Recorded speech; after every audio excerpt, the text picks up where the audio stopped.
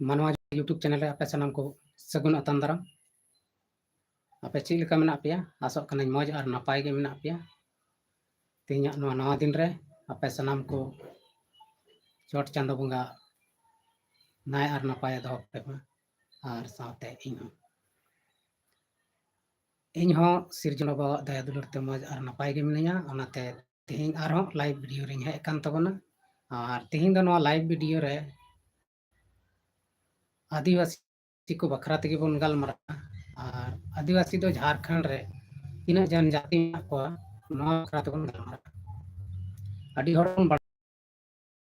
पासे बाबन बड़ाया आदा नवा वीडियो माध्यम ते से नवा तेहिं नवा लाइव स्ट्रीम वीडियो माध्यम ते अब मस्त तेबन बड़ाया झारखंड रे तीना आदिवासी जनजाति मेना तब दिला बन लहा से वीडियो बन शुरू लगे आदो लाइव सेशन रे दिला उसराते हजू तबन पे जहां को जुदी इंतजार रे मेना पे हजू तबन पे और अबोआ भारत दिसम रिया झारखंड मिटेन आदिवासी राज मेनगो कना और नवा राज रे दो ढेर कायते आदिवासी गी मेना बना अब बन बड़ाई गया अदो आदिवासी दो आयमा ढेर जात को मेना बना आयमा ढेर जनजाति मेना बना चे लका को मेना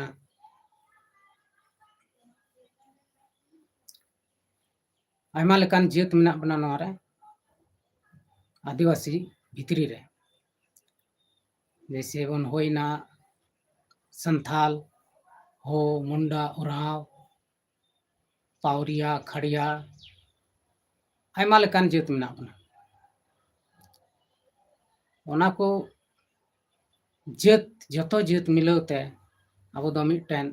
आदिवासी एसटी बन लेखा कना से एसटी श्रेणी बन हिजुग कना अदो ओना रगे अब झारखंड रे दो तीना जनजाति मेना नवा बखरा तगे तिहिं बन गलमारा तबे गते को अब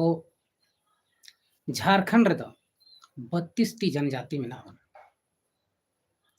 तीना मेना बना पे गेल बार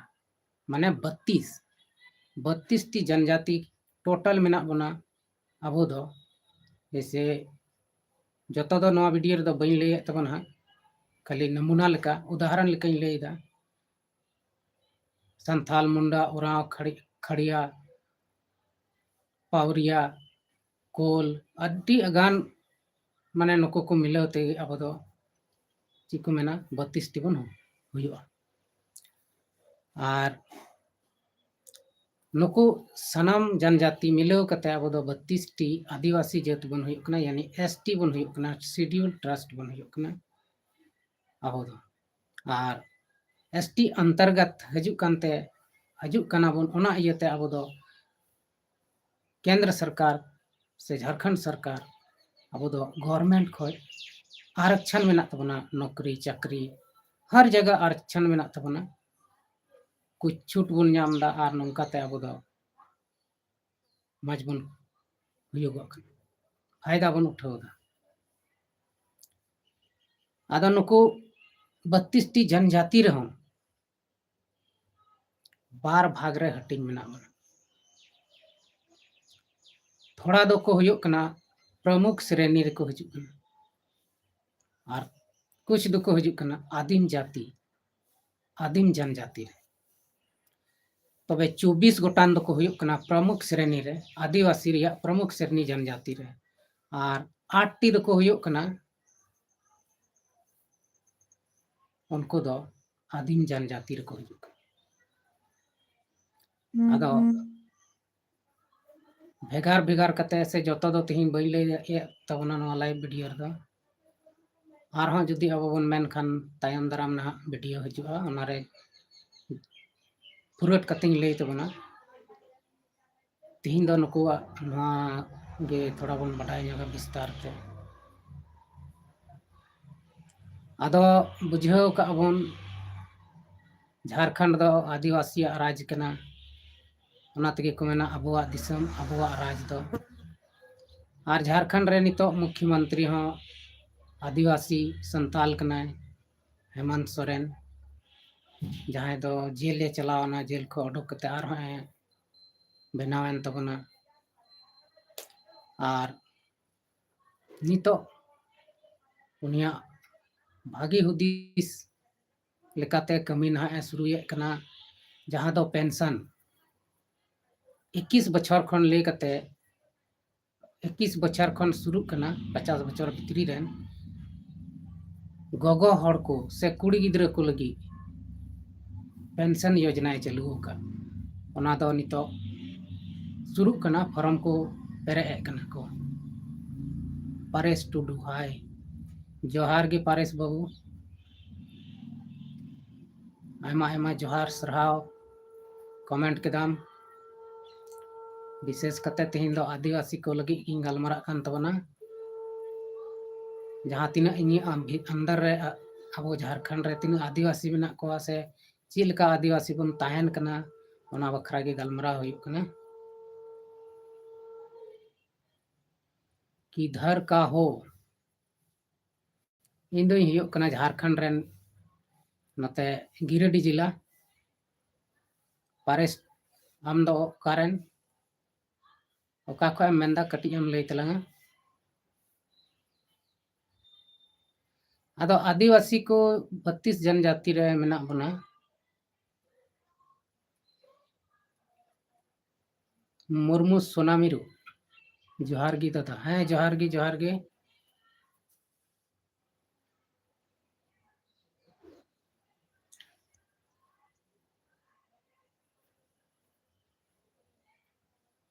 हम बुरा मौसी दावत से कौन सा जिला से हैं भाई पारेस बाबू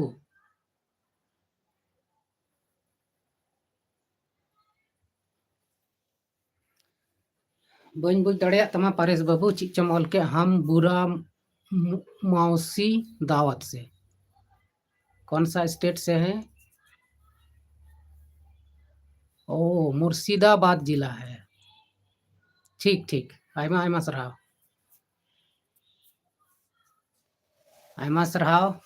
लाइव रेम गणो कना ना इयते आदो अबो जतो आदिवासी 32 टी जनजाति मिलाव कते अबो दो मिटन आदिवासी समाज कान तबो आदिवासी ग्रुप कान तबना और अबो दो अडी सरकार से खन हो लाभ बन नामे कना ओना इयते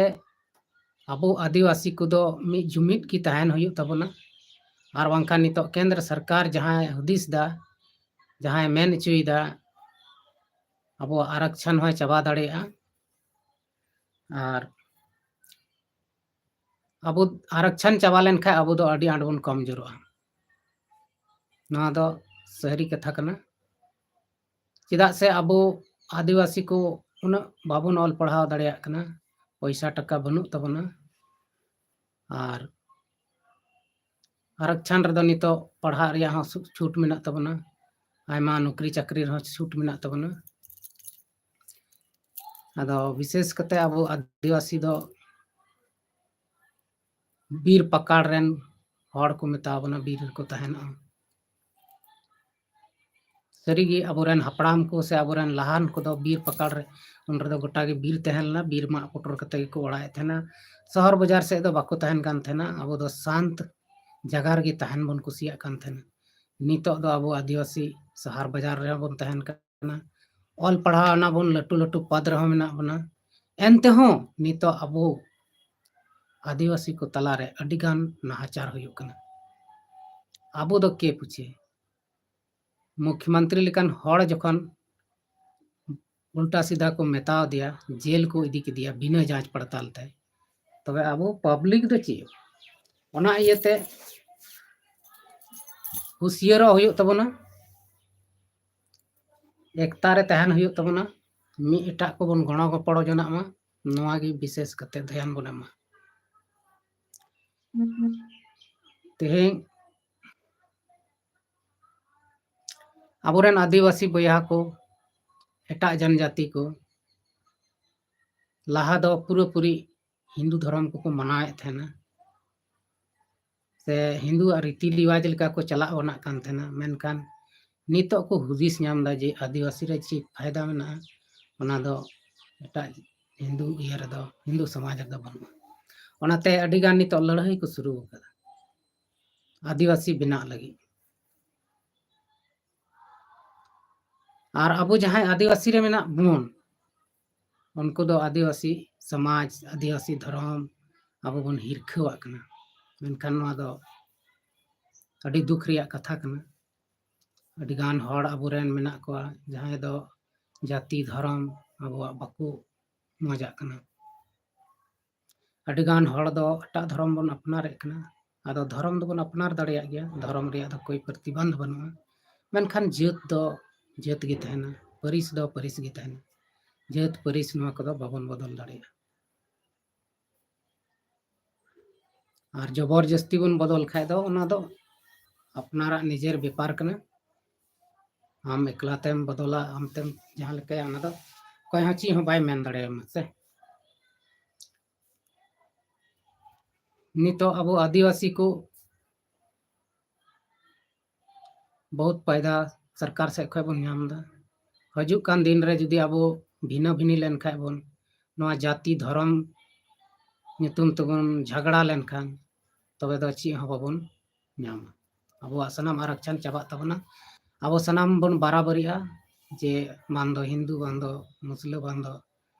सिख बांदो ईसाई सनाम मित जात बन हुयो और सनाम समान गे अधिकार तहन तबना अदो ओना इयते अब एकता जुमित तहन जरूर कना दोहाय जरूर कना नितो जैसे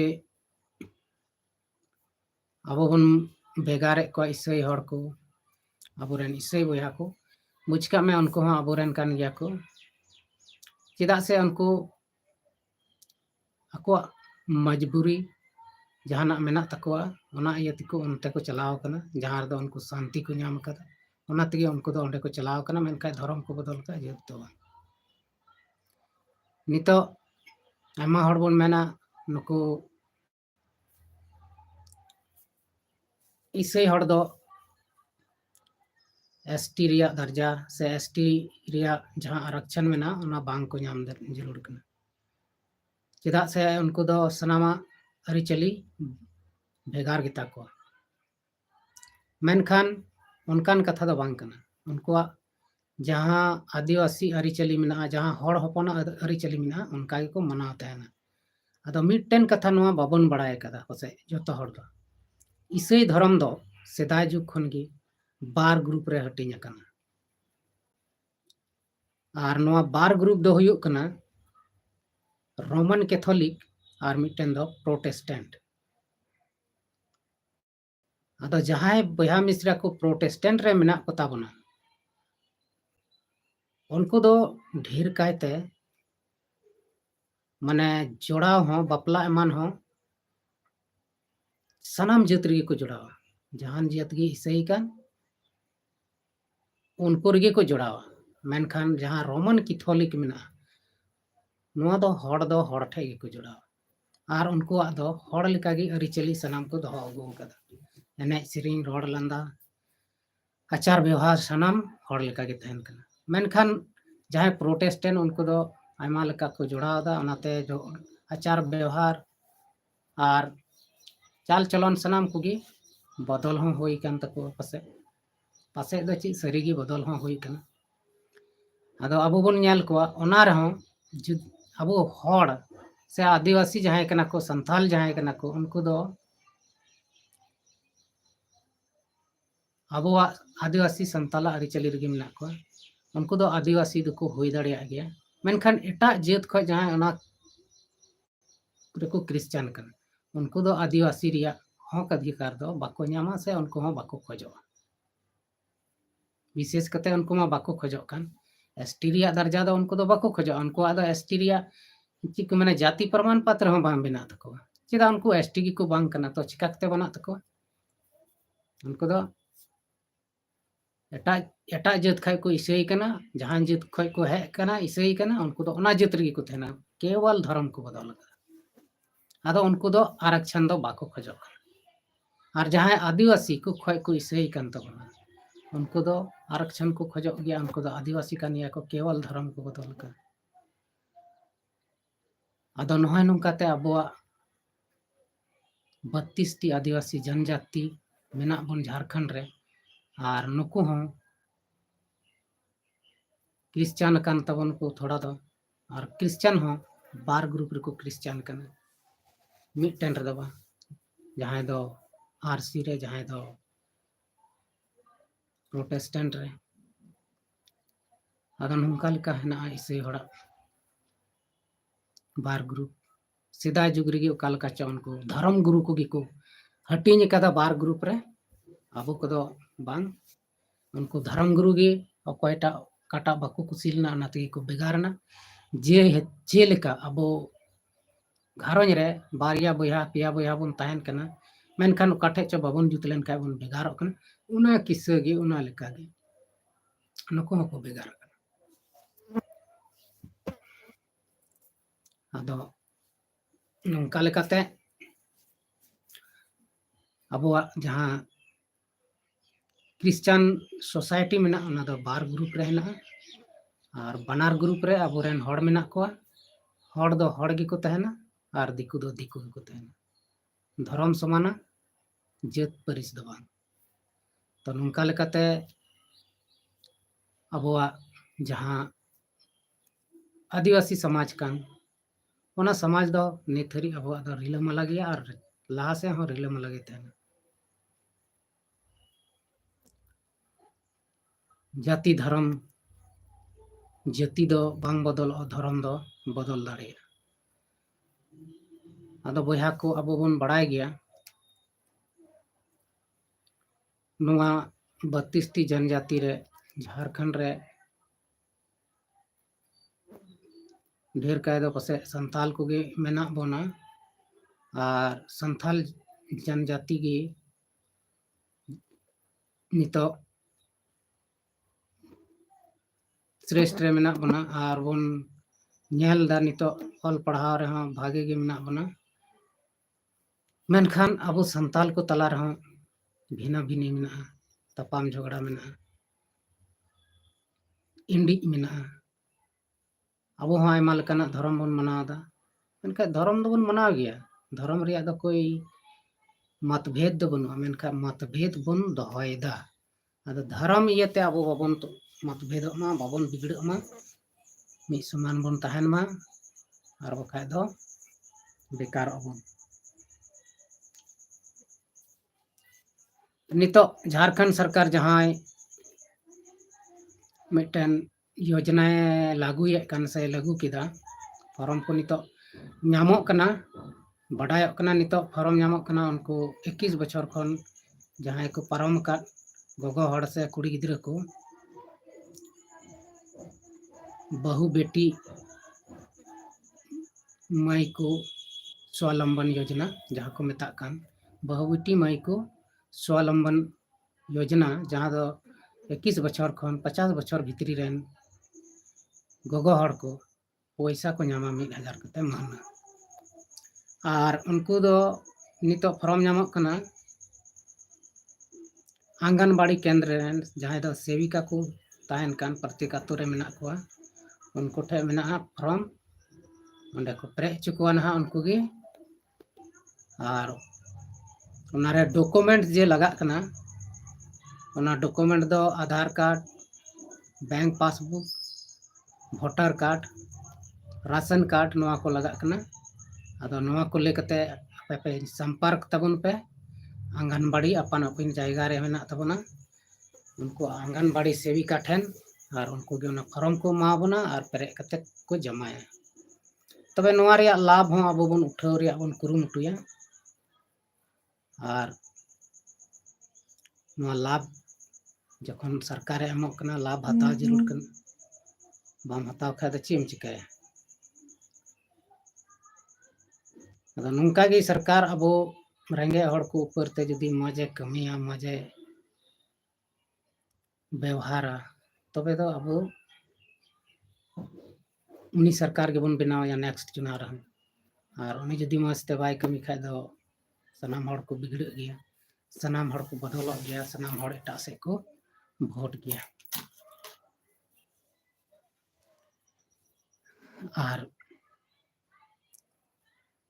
ᱦᱤᱡᱩᱜ ᱠᱟᱱ ᱥᱚᱢᱚᱭ ᱨᱮ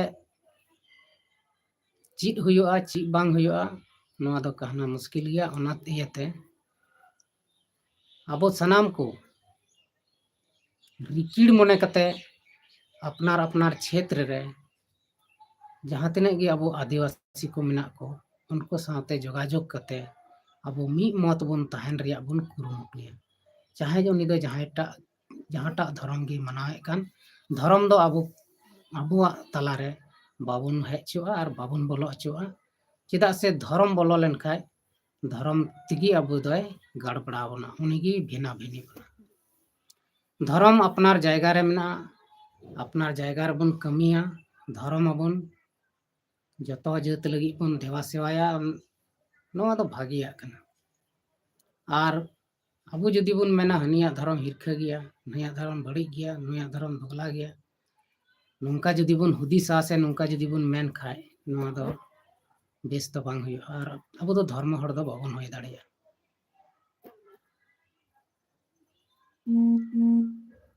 तबे गते को तेहें अबुआ झारखंड राज्य रे नौकरी चाकरी बांगते अबुरेन ढेर कायते आदिवासी बोया को बाहरे कमी को चला कान तबना नालहा तुमल लगी राजस्थान यूपी मुंबई आमा संगिन संगिन कमी को चला कना साल भर 2 साल रे को हजू कना ओड़ा अपनार निजेरा परिवार घरन परिवार बगी कते गिदर बुतुर बगी कते जुरी परी बगी कते नो दो अड़ी दुख रिया कथा कना ओनाते अबुरेन सरकार ठे इᱧ हो नेहर मेना जे अबो झारखंड रे नोंकना रोजगार रिया उपाय लगामा जेमन बाहरे ते अबुरेन कोड़ा गिद्रा से कुड़ी गिद्रा आलो को चला तबन बाहरे रे सेन कते अबुरेन बहु बिटी से अबुरेन बोया को तलारे अडिगान बेबड़िया हुयो कना अडिगान नाहचार हुयो कना अडी मुश्किला को पड़ा कान तबना ओना इयते नोंडे गे जुदी अबुआ रोजगार होय लेनका बाहरे चिदा बन चला नोंका हो नेलोगो कना जहां रेन बाबा हड़ बाहरे रे कमी कना गोगो हड़ दो ओड़ा रे तहन कना मेनखान उनी नोंका बड़ी हुदिस जनामाय कना बड़ी कमी होय कना और नोंका नोंका नोंका नेलोगो कना जे उनी दो दिकु रहा को जमायो कना नोआ कदो मिटन घरन रपुदो रिया कमी कना मिटन रिलमाला घरन जहां तहन कना ओना रपुद उतरो कना ओना घरन रे तीनो हड़ को तहन कना गिदर बुतर गो बाबा को सनम को बड़ी उतरो कना आदो ओना इयते इन मेना नोंका दो बांग कमी जरूर कना जहां गोगो हड़ से जहां बिटी से जहां बहु ओड़ा रे तहन कान उनी दो भागी हुदिस जरूर कना चेदा से उनिया उत्थान लगी की उनिया मौज हुयु लगी की ओड़ा रेन हड़ बाहरे ते कमी दो को चला कना बखा ची जरूर तहे कानते उनी बाहरे ते कमी चला नितो सोशल मीडिया रे बन नेले कना यूट्यूब वीडियो करे बन नेलदा अडिगान जायका रे अबुरेन हड़ बहु बिटी दिकु रे को जमायो कना जुल्हार को जमायो कना डंगुआ कुड़ी मतो अलग बात मेनखान बहु कुड़ी गिद्रा इंगात कुड़ी अपनार गिद्रा दड़ बगी कते एटा दिकु हेरल रे जमायो कना नोहा दो एकाल बड़ी कमी कना और नोंका दो बांग कमी जरूर कना चेदा से नोआ दो मिटन पाप हो कना आमा घरन परिवार रपु कते एटा घरन रेम चला कना नोआ दो आमा दो ची विश्वास हो बनुआ जहां तिरगी आम उनी हड़े लगा दाड़ेमा चेदा से आमे मेतामा आमा मिटन घरन आम दड़ बगी का आम दो इंहम दड़ बगी दाड़ेमा ओनाते आम उनी मिद दिन लगा होय दाड़ेमा ओना घरन रे बाय तहे छो आतो नोआ को दो नेलोगो कना विशेष कते अबो आदिवासी को तला रे अबो आदिवासी संताल करेन बहु बिटी को नोंका को कमी चेदा को कमी चे अबो आदिवासी से अबो संताल करेन कोड़ा गिद्रा को उनको बाको असूल दाड़े को कना से उनको बाहरे तक सेन करते फायदा को उठाव आदो जहाँ एरिया रे नौका हुयुक कान उनको दोबन बुझाव कोआ और अब उनको बाडाय कते उनको नेल कते इग्नोर कोआ बन और मिमी जायगा रे नौका हो घटना हुयुक कना जे अपनार बाबा हड़ के को गज उतर चे को तेहिं खन कम से कम 5-6 साल लहा रे कथा 6-7 साल लहा रे कथा नौकाना घटना आले आतु रे हो हुई कना मिटन बहु कुड़ी जोल्हा रे जवायना और जोल्हा जवाय उनी आज जवाय खुद उनी गुली गज चुके और नित हबी उनी सला गे मने नवा दो तीन मरंग न्याय कना नौका दो अड्डी मरंग पाप कमी कना आदो बयहा को समिश्रा को नौका दो बाबन कमिया विशेष कते अड्डी बड़ी हुयुक कना और नवा दो पाप कमी कना और नवा पाप रे जखन आमेम न्यूर लेन खाय पाप रे सजय ची कना ओना दो उन रगेम न्यामा से उन रगेम बुझाव न्यामा जहाँ तीन रे आमरे ओना पाप पड़ाव लेन खाय और पाप दो पड़ा गया आदो नौका दो बांग कमी जरूर कना और बाबन कमिया आलोपे कमी तबना जहाँ भागिया कान ना भागिया गिबन कमिया बड़ी अब दोबन इका गिटी का इग्नोर अबन साइड का अबन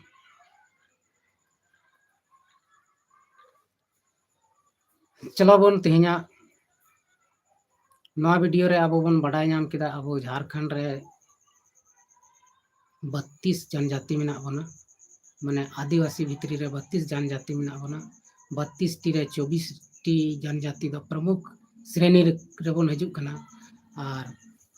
8 टी दो आदिम जनजाति रे को हजुक कान तबना तो उनको हाँ अबोरेन कान गया को और जतो अब दो बन मिट गया बनु बनो भेगार भेगार नवा गे मिटन इन्या सलाह दो अब तलारे जहान तपाम झगड़ा से जहान हिस्क बांग तहन जरूर अब तलारे जहान मन मुटा बांग तहन चाहिए अब दो अपनार लेका बन दुलड़ दुपुलड़ मिर्जा हंसदा थैंक यू आयमा आयमा सराव मिर्जा हंसदा बाबू तेहिना नवा वीडियो रे इन सला जुड़ाव कना पे आपे ओनाते इन रस्किन अटकारदा और जहाँ तने इन लैय तबना अब आदिवासी को बखराते तीना हड़ मौज पे बुझेवदा तीना हड़ दो खराब पे बुझेवदा आदो इन हो इसलिए इन लैय तबना अब आदिवासी को तलारे अडी आट नाहाचार हुयुक कना अडी जायगा रे बन नेले को आदिवासी जगह जमीन नितो को रेज चुक कना रेज बना को आले सुर रेगी देवघर जिला मधुपुर बड़बाद आतु रे अबोरेन आदिवासी हड़ दिकु जमीन को कब्जा के कब्जा किदा को ओंडे उनको बाबा हड़ दो बाकु तहन ला एना हिलो बापला से बरियत को सेन कान तहना एकेन गोगो हड़ गे उना आतु रे को तहन उनको को चलाएन खाय उनको गोगो हड़ को दाल के को पूरा पूरी को दाल के को नवा रे वीडियो पसे अब बन नेल दड़िया एटा चैनल करे और निथरी ओना रे कोनो फुसले गे बांग होय केना आदा नौका दो चिदा हुयुक कना अबोरेन अबुआ दिसम अबुआ राज कना और अबोरेन गोगो हड़ को दाले को अब ची हो बन चिका दड़िया मेनखान चिकाय जरूर कना अरे नित हो गोटा झारखंड रेन हड़ को हेज लेन खान कोयटा दादाल कना उनी से छिंदरा नाम कते बन तोल दाल की अब ठे इन दाड़े मेना मेनखान अब एकता बन अब एकता जहाँ जुमिद तहन ना भांगड़ कना और उनको दिकु के को भांगड़ का तबन बोहा बोहा तलार को झगड़ा चुए बना भाई भैयादिर को झगड़ा चुए बना आतु हड़ सला को झगड़ा चुए बना और उनका कते ओना आतु रे जमीन हमेटे तबन नवा दो अडी मरांग गलत सोच कना अब ऊपर रे ᱟᱨ ᱟᱵᱚ ᱵᱟᱵᱚᱱ ᱥᱚᱪᱟᱣ ᱧᱟᱢ ᱫᱟᱲᱮᱭᱟᱜ ᱠᱟᱱᱟ ᱚᱠᱚᱭ ᱪᱮᱫ ᱮ ᱢᱤᱛᱟᱹᱧ ᱠᱟᱱᱟ, ᱩᱱᱤ ᱫᱤᱠᱩ ᱤᱧ ᱪᱮᱫ ᱮ ᱢᱤᱛᱟᱹᱧ ᱠᱟᱱᱟ, ᱫᱤᱠᱩᱣᱟᱜ ᱠᱟᱛᱷᱟ ᱨᱮᱜᱮ ᱵᱚᱱ ᱪᱟᱞᱟᱜ ᱠᱟᱱᱟ। ᱟᱫᱚ ᱱᱚᱝᱠᱟ ᱫᱚ ᱟᱞᱚᱯᱮ ᱠᱟᱹᱢᱤ ᱛᱟᱵᱚᱱᱟ। ᱡᱟᱦᱟᱸᱭ ᱡᱟᱦᱟᱱᱟᱜ ᱠᱟᱛᱷᱟᱭ ᱢᱮᱛᱟᱢ ᱠᱷᱟᱡ ᱚᱱᱟ ᱵᱟᱨᱮᱛᱮ ᱦᱟᱡᱟᱨ ᱫᱚᱢ ᱦᱩᱫᱤᱥ ᱢᱮ, ᱚᱱᱟ ᱵᱟᱨᱮᱛᱮ ᱦᱟᱡᱟᱨ ᱫᱚᱢ ᱥᱚᱪᱟᱣ ᱢᱮ। ᱵᱮᱥᱟ ᱥᱮ ᱵᱟᱹᱲᱤᱡᱼᱟ ᱪᱮᱫ ᱠᱟᱛᱷᱟᱭ ᱢᱤᱛᱟᱹᱧ ᱠᱟᱱᱟ ᱛᱟᱵ ᱩᱱᱤᱭᱟᱜ ᱠᱟᱛᱷᱟ ᱨᱮ ᱯᱟᱹᱛᱭᱟᱹᱣ ᱛᱟᱭ ᱢᱮ। ᱟᱨ ᱵᱟᱝᱠᱷᱟᱱ ᱫᱚ ᱟᱞᱚᱢ ᱯᱟᱹᱛᱭᱟᱹᱣ ᱛᱟᱭᱟ। ᱟᱢᱮ ᱡᱷᱚᱜᱽᱲᱟ ᱦᱚᱪᱚ ᱢᱮᱭᱟ ᱟᱨ ᱟᱡ ᱮ ᱨᱟᱡᱽ ᱯᱟᱴᱟ, ᱞᱟᱥᱴ ᱨᱮ ᱟᱢ ᱩᱱᱤ ᱜᱩᱞᱟᱢᱮ ᱵᱮᱱᱟᱣ ᱢᱮᱭᱟ। ᱡᱟᱦᱟᱸ ᱛᱤᱱᱟᱹᱜ ᱱᱤᱛᱚᱜ ᱮᱦᱚᱵ ᱨᱮᱫᱚ ᱡᱤᱞ ᱫᱟᱠᱟ ᱦᱟᱺᱰᱤ ᱯᱟᱹᱨᱣᱟᱹ ᱧᱩ ᱡᱚᱢ ᱦᱚᱪᱚ ᱢᱮ, ᱞᱟᱥᱴ ᱨᱮᱫᱚ ᱟᱢ ᱩᱱᱤ ᱱᱚᱠᱟᱨ ᱞᱮᱠᱟᱭ ᱠᱷᱟᱴᱟᱣ ᱢᱮᱭᱟ ᱛᱟᱵᱮ ᱮᱢᱟᱢᱟ ᱡᱟᱦᱟᱱᱟᱜ। ᱟᱨ ᱩᱱᱤ ᱫᱚ ᱟᱢᱟᱜ ᱟᱛᱳ ᱴᱚᱞᱟ ᱨᱮᱫᱚ ᱪᱤᱠᱟᱹᱭᱮᱢ ᱵᱟᱥᱟ ᱦᱚᱪᱚᱣᱟᱭᱟ, ᱪᱤᱠᱟᱹᱭᱮᱢ ᱛᱟᱦᱮᱸ ᱦᱚᱪᱚᱣᱟᱭᱟ, ᱩᱱᱤᱭᱟᱜ ᱡᱟᱦᱟᱱ ᱡᱟᱹᱨᱩᱲ ᱜᱮ ᱵᱟᱹᱱᱩᱜᱼᱟ। ᱟᱨ ᱢᱤᱫᱴᱮᱱ ᱱᱤᱛ ᱵᱚᱱ ᱧᱮᱞᱟ ᱦᱟᱨ ᱡᱟᱭᱜᱟ ᱨᱮ ᱡᱟᱦᱟᱸ ᱨᱮ ᱟᱹᱫᱤᱵᱟᱹᱥᱤ ᱠᱚ ᱢᱮᱱᱟᱜ ᱵᱚᱱ, ᱚᱱᱟ ᱨᱮᱫᱚ ᱰᱷᱮᱨ ᱠᱟᱭᱛᱮ ᱮᱠᱮᱱ ᱟᱹᱫᱤᱵᱟᱹᱥᱤ ᱜᱮ ᱢᱮᱱᱟᱜ ᱵᱚᱱᱟ। ᱮᱴᱟᱜ ᱡᱟᱹᱛᱤ ᱠᱚᱫᱚ ᱵᱚᱦᱩᱛ ᱠᱚᱢ ᱜᱮᱠᱚ ᱛᱟᱦᱮᱱ ᱠᱟᱱᱟ। ᱪᱮᱫᱟᱜ ᱥᱮ ᱟᱵᱚ ᱮᱴᱟᱜ ᱡᱟᱹᱛ ᱠᱚ ᱛᱟᱞᱟᱨᱮ ᱛᱟᱦᱮᱸ ᱢᱚᱡᱽ ᱵᱟᱵᱚᱱ ᱵᱩᱡᱷᱟᱹᱣᱟ, ᱟᱨ ᱢᱚᱡᱽ ᱛᱮᱦᱚᱸ ᱵᱟᱵᱚᱱ ᱛᱟᱦᱮᱸ ᱫᱟᱲᱮᱭᱟᱜᱼᱟ। ᱟᱵᱚ ᱫᱚ ᱥᱚᱱᱚᱛ ᱡᱟᱹᱛ ᱠᱟᱱᱟ ᱵᱚᱱ, ᱟᱹᱫᱤᱵᱟᱹᱥᱤ ᱫᱚ ᱥᱚᱱᱚᱛ ᱡᱟᱹᱛ ᱠᱟᱱᱟ ᱵᱚᱱ, ᱥᱚᱱᱚᱛ ᱡᱤᱣ ᱠᱟᱱᱟ ᱵᱚᱱ। ᱥᱟᱯᱷᱟ ᱥᱟᱹᱯᱷᱤ ᱛᱟᱦᱮᱱ ᱥᱟᱱᱟ ᱵᱚᱱᱟ। ᱟᱨ ᱥᱟᱯᱷᱟ ᱥᱟᱹᱯᱷᱤ ᱛᱟᱦᱮᱱ ᱤᱭᱟᱹ ᱛᱮᱜᱮ ᱟᱵᱚ ᱫᱚ ᱵᱷᱤᱲ ᱵᱷᱟᱲᱟᱠᱟ ᱨᱮᱫᱚ ᱛᱟᱦᱮᱱ ᱵᱟᱵᱚᱱ ᱛᱟᱦᱮᱱ, ᱠᱟᱪᱲᱟ ᱨᱮᱫᱚ ᱵᱟᱵᱚᱱ ᱛᱟᱦᱮᱱ। ᱠᱟᱪᱲᱟ ᱨᱮ ᱛᱟᱦᱮᱸ ᱠᱟᱛᱮ ᱟᱵᱚ ᱦᱚᱸᱵᱚᱱ ᱠᱟᱪᱲᱟ ᱩᱛᱟᱹᱨᱚᱜᱼᱟ। ᱥᱮᱫᱟᱭ ᱡᱩᱜᱽ ᱠᱷᱚᱱ ᱜᱮ ᱟᱵᱚ ᱫᱚ ᱯᱨᱟᱠᱨᱤᱛᱤᱠ ᱥᱟᱞᱟᱜ ᱡᱩᱲᱟᱣ ᱦᱚᱲ ᱢᱮᱱᱟᱜ ᱵᱚᱱᱟ। ᱯᱨᱟᱠᱨᱤᱛᱤᱠ ᱢᱟᱱᱮ ᱥᱨᱤᱥᱴᱤ ᱠᱟᱨᱛᱟ ᱡᱚᱱᱚᱢ ᱫᱟᱛᱟ ᱥᱟᱞᱟᱜ ᱡᱩᱲᱟᱣ ᱦᱚᱲ ᱢᱮᱱᱟᱜ ᱵᱚᱱᱟ। ᱟᱨ ᱡᱚᱱᱚᱢ ᱫᱟᱛᱟ ᱡᱟᱦᱟᱸ ᱠᱚᱭ ᱥᱤᱨᱡᱟᱹᱣ ᱟᱠᱟᱫ, ᱡᱟᱦᱟᱸ ᱠᱚᱭ ᱵᱮᱱᱟᱣ ᱟᱠᱟᱫ ᱵᱤᱨ ᱵᱩᱨᱩ ᱫᱟᱨᱮ ᱱᱟᱹᱲᱤ, ᱚᱱᱟ ᱥᱟᱞᱟᱜ ᱜᱮ ᱢᱮᱥᱟ ᱢᱮᱱᱟᱜ ᱵᱚᱱᱟ। ᱚᱱᱟ ᱠᱚᱜᱮ ᱵᱚᱱ ᱯᱩᱡᱟᱹ ᱯᱟᱴᱟᱜᱼᱟ ᱟᱨ ᱚᱱᱟ ᱠᱚᱨᱮ ᱜᱮᱵᱚᱱ ᱛᱟᱦᱮᱱᱟ। ᱚᱱᱟ ᱛᱮᱜᱮ ᱵᱤᱨ ᱯᱟᱠᱟᱲ ᱨᱮᱫᱚ ᱟᱵᱚ ᱫᱚᱵᱚᱱ ᱛᱟᱦᱮᱱᱟ। ᱟᱫᱚ ᱛᱮᱦᱮᱧᱟᱜ ᱵᱷᱤᱰᱤᱭᱳ ᱨᱮᱫᱚ ᱱᱚᱣᱟ ᱟᱹᱫᱤᱵᱟᱹᱥᱤ ᱵᱟᱠᱷᱨᱟ ᱛᱮᱜᱮ ᱵᱚᱱ ᱜᱟᱞᱢᱟᱨᱟᱣᱱᱟ। ᱮᱥ ᱴᱤ ᱵᱨᱚᱫᱟᱨ ᱵᱮᱥᱨᱟ ᱠᱚᱲᱟ ᱫᱟᱫᱟ ᱟᱢ ᱫᱚ ᱱᱚᱝᱠᱟ ᱜᱮ ᱞᱟइव वीडियो अगुई ताबन अरे टुडे टुडे टुडे क्या है बोलते उनका भी बुझाव बन थैंक यू अड़ी मौज की लय कन अड़ी एस टी ब्रदर बेसरा कोड़ा आमेम कमेंट कदा आयमा आयमा सरहाव और लाइव रेदो इसलिए रोजले इन हजूक कान तबोना लाइव रेदो ढेर हड़ को हजूक नेलदा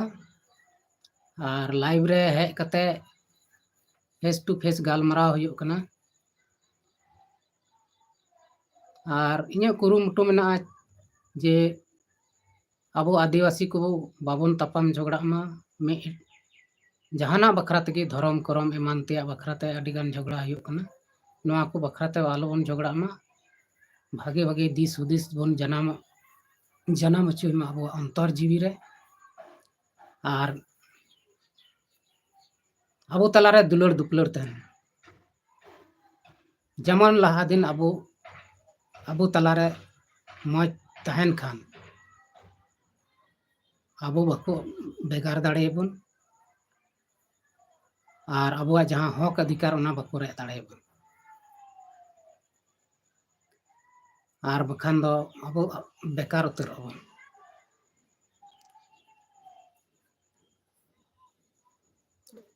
एनते अब आदिवासी दो लटू जात दो नेल बांग सनाए को अब नितो तीना प्रोग्रेस रे मेना बना तीना बन लहा कना सनाम लेकाते बन लहा इदी कना ऑल पढ़ाव नौकरी चाकरी राजनीति सनामा तबन लहा इदी कना तो उनको जलन पैदा हो अब जुदी नोंका गे अब बन लहा इदी लेन खा अब जतो आदिवासी रेंगे नाचार हड़ किसण चाबा लेन खा बन मिद दिन उनको किसण हड़ दो अब मिदटेन कथा हो बाको मेन दाड़े बना ओना इयते उनको दो अब नेल तको जलनोक कना ओना इयते अब को लातार से को और फेड़े बना अदो ओना तेगे इन दो मोटिवेट लगी नवा को वीडियो बनाए तबना लाइव रे हिजु कना जे एटा हड़ा दिकु को गैर आदिवासिया जहान कथा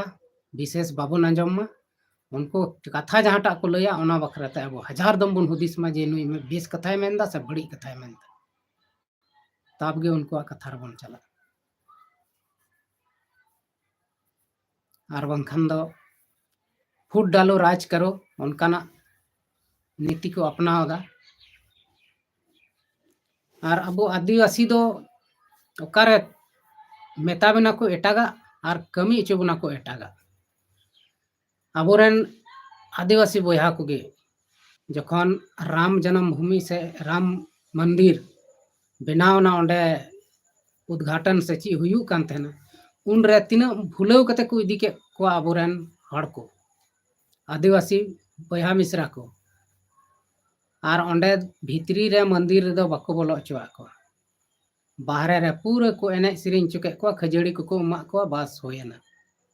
अब दो को इस्तेमाल बना आदा नवा को इस्तेमाल बना नवा के बन बुझ नाम मन कोलका को इस्तेमाल बना एने सिरिंग अबुआ कना संस्कृति अबुआ कना नवा दो भागे के मेनखान दिकु ठे बाबन इस्तेमाल चुना दिकु ठे बन इस्तेमाल लेन खा दो अडी बड़ी है उनको तो को यूज के बना चिलका चाय पियो भाड़ फेंको उनका यूज के में भाड़ फेंको अरे कौन है नहीं है बाद रे बाय नेल रूम में से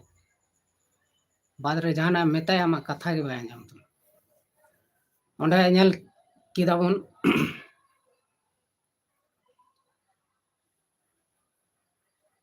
राम ची को मेना अब बन नेल किदा ओंडे ओना उद्घाटन समारोह रे द्रौपदी मुर्मू जहां दो भारत रे राष्ट्रपति कान तबना उनी बको हो दी तबना चिदा ओडा दो जेत को नेल किदा नुई दो आदिवासी कने संताल कने ओडा दो बाय बोलो दरे एसटी ब्रदर दादा में से मिले ची चमोल किदा बई बुझ दड़िया तमा मस्ते आरो ऑल दड़िया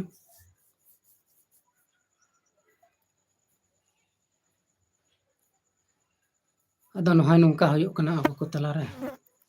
अब आदिवासी को नित हबी उन बन तरक्की कदा उन बन उन्नति कदा भारत रेन राष्ट्रपति तक बन बनाव कना मेनका अबवा मान सम्मान द बनुआ खाली को ओड़ा को दोहो का बना मूर्ति लका चलो भाई आपको हम बड़ा आदमी बना दिए मेनखान बड़ा आदमी तो बना दिए मगर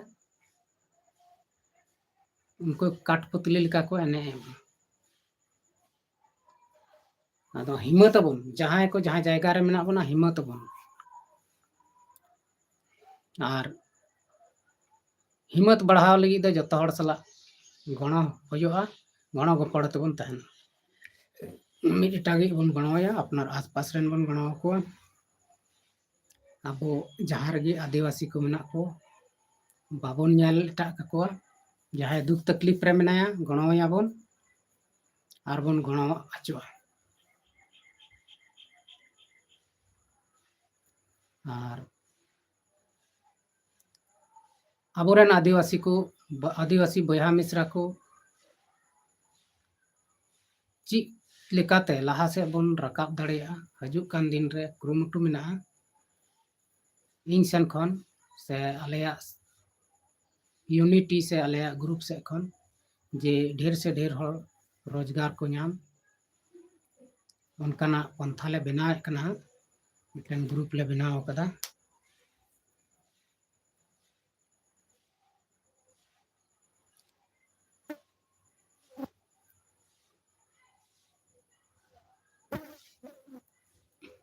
मिटन ग्रुप ले बनाव का एसटी उथनाव आखड़ा नितुम ते ओना कमी होरा शुरू हुयुआ ना अडी उसरा गे नितो प्रक्रिया रे चला कना मीटिंग सीटिंग हुयुक कना श्री राम आपको फुसरो पता है कौन वाला फुसरो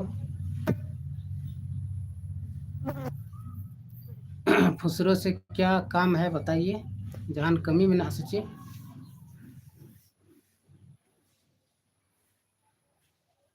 श्री राम बोहा अकय कना लय में का खय मेनदा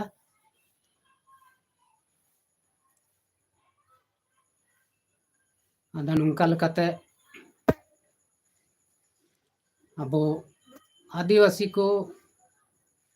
तालारे बेगार बांग हुई चाहिए और आबोरेन आदिवासी बोहा मिश्रा को बाबन बेगार को चाहे दो उनी जहाटा धर्म से जहाटा धर्म की मनावे खान धर्म अलग गया जत दो अलग गया और विशेष कते तेहना वीडियो दो आदिवासी झारखंड रे तीना मेना बना तीना जनजाति मेना बना उना को बखरा गे उन हेज लेना आदो मा तबे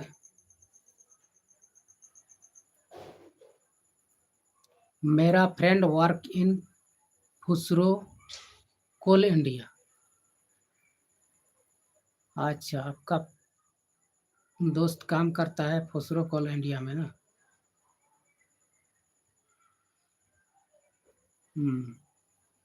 आप कहाँ से बोल रहे हैं? आप कहाँ से हैं बताइए। फुसरो गिरिडीह से, गिरिडीह वाला फुसरो बोल रहे हैं कि कहाँ वाला फुसरो?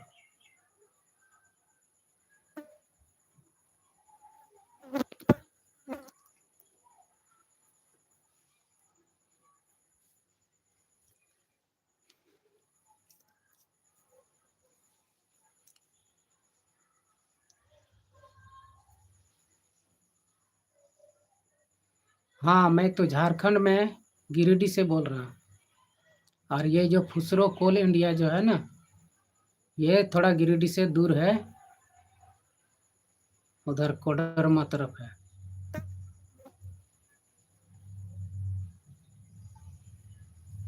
अच्छी बात है, आपने कमेंट किया, बहुत अच्छी बात है। आपका दोस्त कोल इंडिया में काम करता है फुसरो में। फुसरो को तो जान रहे हैं, मिलने आइए उससे, हम भी मिलेंगे आपसे, कोई दिक्कत नहीं है। व्हाट्सएप में बात करना है तो डिस्क्रिप्शन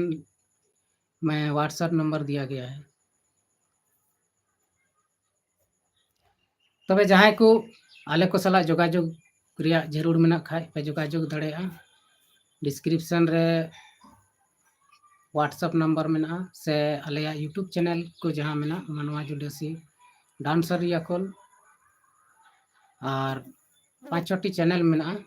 ओना को चैनल रे जतो चैनल रे नाम दड़े आपे ठीक गया। मा अंडे खान तेहना नो लाइव सेशन वीडियो दो नोड़े गे मुचे तबना सनाम को गे मा तबे सगुन जोहार। तेहना दिन आपे मौज तपे बिताओ तबन मा। Bye bye.